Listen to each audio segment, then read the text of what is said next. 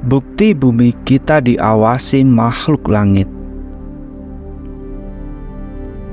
Di Antartika, tepatnya masuk lebih jauh ke dasar laut, tepat di kedalaman 4000 meter, sebuah antena pemancar sinyal ditemukan. Bagaimana antena itu bisa berdiri kokoh di sana? Sementara kapal selam paling canggih di dunia saja hanya mampu menyelam maksimal 500 meter. Jika memaksa lebih dalam, kapal akan kehilangan keseimbangan lalu hancur berkeping-keping. Jadi, sudah dipastikan makhluk dengan kemampuan atau teknologi jauh melampaui manusialah yang telah memasang antena itu. Anehnya, antena itu seakan terhubung dengan sinyal radio ke satelit luar angkasa yang bukan diciptakan oleh NASA maupun Soviet atau negara manapun di bumi, namun jauh lebih tua. Satelit asing yang selama ini ditutup-tutupi oleh pemerintah. Mereka menyebutnya Dark Knight.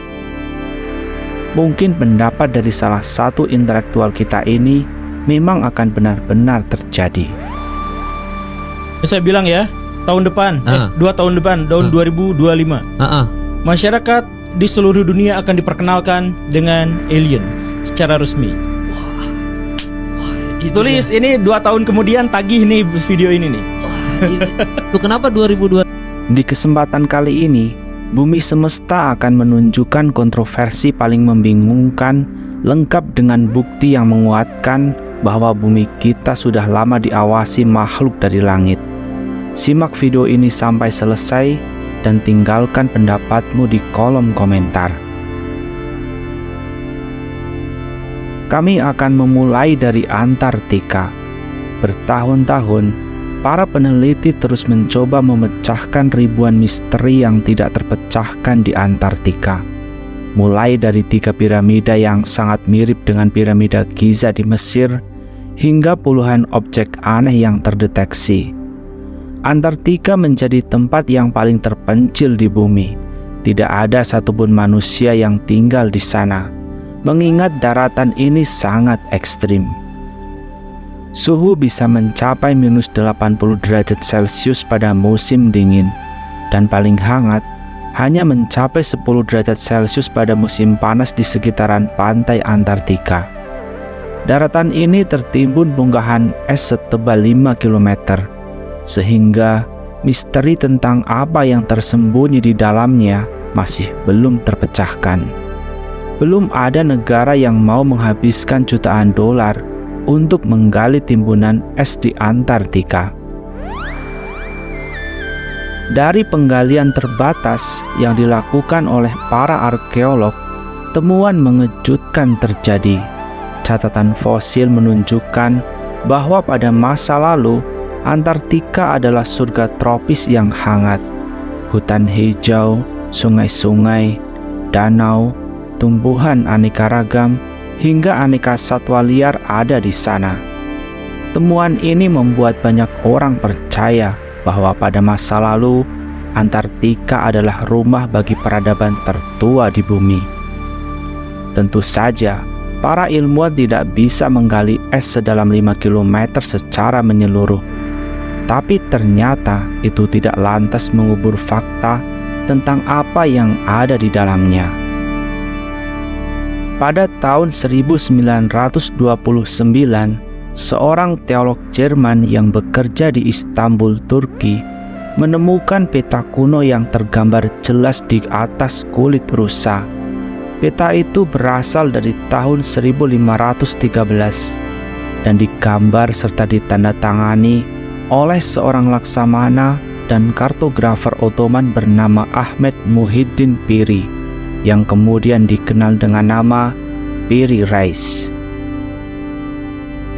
Sangat mengejutkan bahwa peta itu menggambarkan Amerika Utara dan Selatan dengan sangat jelas dan detail. Bahkan di tahun itu, seorang kartografer tanpa bantuan satelit bisa memetakan pulau di atas kertas dengan begitu akurat. Bahkan berdasarkan perhitungan dari benua Amerika ditemukan hanya berjarak 21 tahun. Mungkinkah armada Kekaisaran Ottoman lebih dulu menemukan dan menjelajah Amerika jauh sebelum Christopher Columbus menemukan Amerika?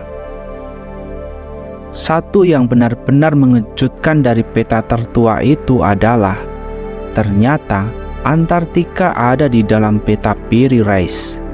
Semakin mengejutkan, ternyata Antartika digambar dengan begitu detail sebelum terselimuti es.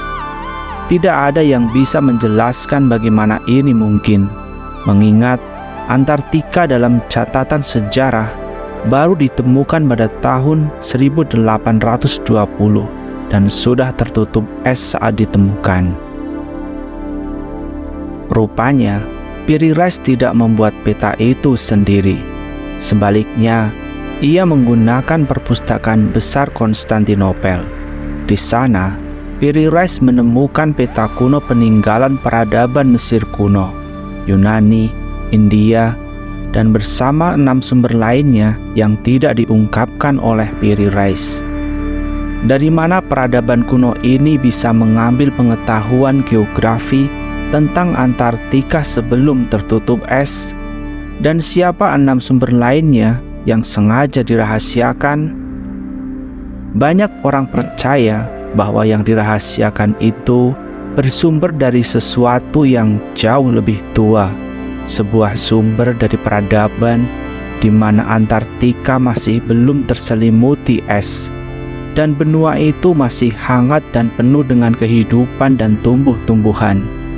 Karena dalam peta Piri Reis digambarkan Antartika memiliki gunung-gunung, sungai-sungai, dan fitur daratan yang kompleks, layaknya sebuah daratan yang normal. Baru pada tahun 2004 dan 2007, ketika radar sonar mensurvei Antartika dan memindai fitur topografi landscape di bawah lapisan es, ternyata gambaran sungai-sungai dan daratan di bawah es serupa dengan peta yang digambarkan Piri Reis. Ini semakin menguatkan dugaan bahwa sebuah peradaban kuno tertua di bumi ada di bawah lapisan es Antartika. Kita tidak bisa meyakini secara penuh tentang apa yang ada di bawah lapisan es. Penggalian untuk saat ini masih belum memungkinkan. Tapi satu petunjuk seakan memunculkan misteri baru. Tanpa harus menggali lapisan es setebal 5 km, mari kita menuju ke lepas pantai Antartika dan menyelam lebih jauh ke dalam laut hingga 4.000 meter ke bawah. Pada tahun 1962, Amerika Serikat menciptakan kapal penelitian oseanografi berteknologi maju yang kemudian disebut USNS Eltanin. Itu adalah kapal geofisika pertama di dunia yang ditugaskan untuk menjelajahi Antartika. Dalam 2 tahun penjelajahannya, kapal membawa banyak data yang sebelumnya tidak diketahui, serta menunjukkan kepada kita sesuatu yang belum terlihat. Namun ada beberapa misteri yang membingungkan di bawah laut. Salah satunya yang ditemukan pada 29 Agustus 1964. Ketika USNS Eltanin sedang memotret ke dasar laut di barat Cape Horn di kedalaman 4.000 meter, apa yang mereka temukan sangat mencengangkan. Di sana, di dasar laut yang gundul, mereka menemukan struktur aneh yang berdiri sendirian di antara dasar yang lapang dan kosong. Strukturnya terlihat simetris sempurna yang memiliki nodul, jari-jari, tonjolan, dan ujung teratas berupa simpul membulat. Mereka menyimpulkannya bahwa benda itu adalah antena atau sejenis pemancar sinyal.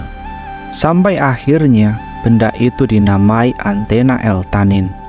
Penemuan ini menjadi bahan perdebatan para ilmuwan sampai akhirnya seorang penulis mengungkapkan gagasannya. Brad Steiger mengungkapkan dalam artikelnya untuk sebuah majalah ternama. Dia menyebutkan bahwa benda itu sebagaimana sebuah antena TV dan telemetri. Intinya, dia meyakini bahwa benda itu adalah sebuah antena yang mampu menerima dan mengirimkan sinyal. Hingga terjadilah kegaduhan publik pada saat itu. Demi meredam kegaduhan publik atas penemuan ini, para ilmuwan segera menyangkalnya bahwa tidak lain benda itu hanyalah spons laut biasa. Mereka mengklaim apa yang difoto dalam gambar adalah spons laut biasa yang masih masuk dalam keluarga Cladorhizidae. Namun pendapat itu justru terlihat sangat tidak masuk akal. Bagaimana tidak, spons laut hidup dalam koloni dan begitu mudah berkembang biak. Spons jenis ini berkembang biak dengan aseksual yang terjadi ketika bagian kecil spons putus dan menempel ke dasar laut, lalu tumbuhlah spons baru dengan begitu mudah, sehingga spons ini hidup dalam koloni, sementara antena L-tanin berdiri sendiri di antara tanah lapang kosong tanpa apapun di sekitarnya. Kedua, struktur antena L-tanin begitu simetris. Bahkan setiap jari-jarinya membentuk 90 derajat dengan panjang yang sama dan terukur presisi. Bagaimana mungkin ada spons laut yang tumbuh secara alamiah bisa begitu simetris? Pendapat ini bahkan ditolak oleh seorang ahli di bidang studi plankton, Dr. Thomas Hopkins. Dia menyangkal bahwa pada kedalaman 4000 meter di bawah laut tidak ada cahaya, sehingga tidak ada satupun spons yang bisa hidup di bawah sana karena tidak ada proses fotosintesis. Dr. Thomas tidak mau mengatakan bahwa itu adalah buatan manusia atau makhluk berteknologi maju lainnya, karena dia tahu itu akan membuat kegaduhan. Jika antena L-tanin bukan sesuatu yang alami dan bukan manusia yang membuatnya karena tidak ada teknologi dan satupun manusia yang mampu menembus kedalaman 4000 meter di bawah laut, lalu siapa yang memasangnya dengan begitu kokoh di dalam sana? Dan untuk apa benda ini? Penulis dan peneliti Brad Steiger dan John Rathenau mungkin punya jawabannya. Mereka mencatat bahwa antena L-tanin ditempatkan tepat di celah garis patahan 45.000 mil yang mengelilingi planet kita. Keretakan garis patahan adalah zona linier di mana litosfer ditarik terpisah menciptakan tektonik ekstensional. Alat itu sengaja ditempelkan di sana untuk mengukur aktivitas geodetik, geodinamika, dan seismik penting dari planet kita. Dan siapapun yang menempatkannya di sana jauh melampaui kemampuan manusia. Steiger dan Rathenau mencatat bahwa ilmu pengetahuan kita belum memiliki kendaraan bawah air yang mampu turun ke kedalaman seperti itu. Oleh karena itu, tidak ada satupun manusia di bumi yang dapat menempatkan perangkat itu di Cape Horn. Sulit dipercaya, anehnya di Sego Canyon, di Utah, di peradaban 6000 tahun sebelum Masehi, antena L-tanin seakan sudah pernah diciptakan. Mungkinkah antena L-tanin sudah ada di bumi sejak 8000 tahun yang lalu? Menariknya, di Sego Canyon juga menggambarkan makhluk lain yang jelas-jelas berbeda dengan manusia. Struktur tubuhnya juga lebih tinggi dari manusia. Apakah mereka yang bertanggung jawab atas keberadaan antena L-tanin? Sebuah argumen muncul bahwa adanya makhluk lain di luar planet kita yang sudah sejak lama mengawasi bumi. Dengan menempatkan antena L-tanin di titik terbaik untuk mengirimkan data informasi yang mereka butuhkan. Argumen ini diperkuat dengan keberadaan satelit asing yang oleh para ilmuwan dinamai Black Knight. Satelit asing bukan buatan manusia, yang menurut ilmuwan sudah ada sejak ribuan tahun yang lalu. Satelit Black Knight pertama kali ditemukan di tahun 1950 oleh astronot Amerika yang mengira bahwa itu milik Uni Soviet. Sementara Uni Soviet percaya bahwa satelit itu buatan Amerika. Pada kenyataannya, tidak ada satupun dari mereka pada saat itu yang memiliki kemampuan dan teknologi untuk bisa menempatkan satelit di orbit, hingga mereka meyakini bahwa satelit itu dikirim oleh makhluk di luar bumi. Departemen Pertahanan Amerika Serikat menugaskan seorang astronom bernama Clyde Tombaugh untuk mencarinya. Berita dengan cepat menyebar dan sebuah artikel tentang Dark Knight terbit di surat kabar cukup menggemparkan publik kala itu. Beberapa tahun setelahnya, Soviet untuk pertama kalinya berhasil mengirimkan satelitnya ke ruang angkasa. Lalu disusul Amerika Serikat. Sejak saat itu, mereka memiliki peralatan yang lebih lengkap untuk mengamati Dark Knight. Menurut lembaga pemantau di seluruh dunia, Dark Knight telah mengirimkan sinyal radio sejak lebih dari 50 tahun yang lalu. Semua negara yang mulai menjelajah ruang angkasa menunjukkan ketertarikannya untuk meneliti Dark Knight. Hingga salah seorang ilmuwan berhasil memecahkan kode sinyal yang diterima Dark Knight, yang menurutnya adalah sebuah grafik bintang yang berpusat pada sistem bintang Epsilon Boots. Uniknya, Dark Knight tidak terlihat sebagai sebuah satelit buatan pada umumnya, mengorbit berlawanan dengan satelit bumi, yaitu dari timur ke barat. Bahkan kecepatan orbitnya 2 kali lebih cepat dari satelit milik NASA maupun Soviet. Di tahun 1957, sebuah benda tidak dikenal terdeteksi di sekitar pesawat ruang angkasa Sputnik 1. Benda asing itu mengorbit di daerah kutub. Pada saat itu, baik Amerika maupun Soviet belum memiliki teknologi yang mampu mengirimkan pesawatnya untuk mengorbit di kutub bumi. Pengiriman satelit yang mengorbit di kutub bumi baru bisa dilakukan di tahun 1960.